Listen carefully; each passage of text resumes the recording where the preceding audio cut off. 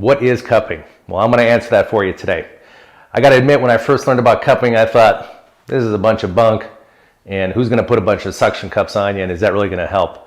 But I got to tell you, I'm a believer now, and I use it pretty regularly. So we always kind of think about massage being compression and pushing, and what cupping does is it actually sucks on the tissue, and we don't really know exactly what it's doing. Some people think it increases blood flow.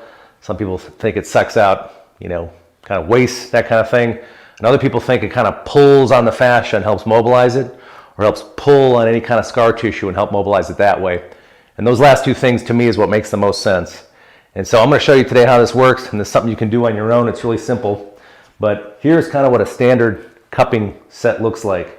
You got everything from tiny ones to little tiny areas to much larger areas.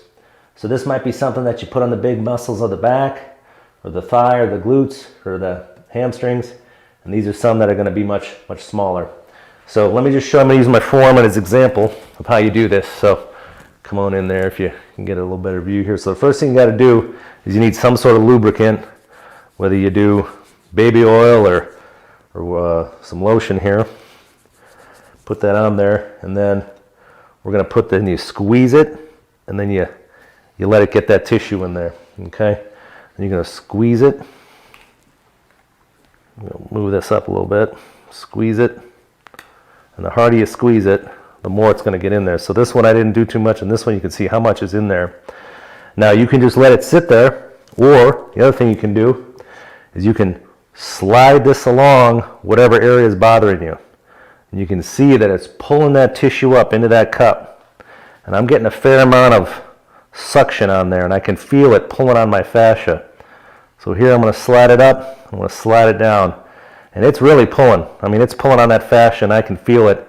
And if you've got a spazzed area in the back, or you've got some scar tissue somewhere, this can really work, and it's not taking any effort on my part at all, but it's really doing a good job for me, pulling that muscle up in there. And you just kind of slide it back and forth real slow.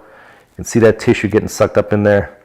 And just so you're aware, if you leave this thing on there, it is going to cause a pretty sizable bruise. That's okay, that doesn't hurt anything. And then to take it off, you just squeeze it, release the pressure, and come off. So there you go, that's cupping. I'd encourage you to try it out. I don't know of any bad side effects with it, and it can really help you out and help mobilize that fascia.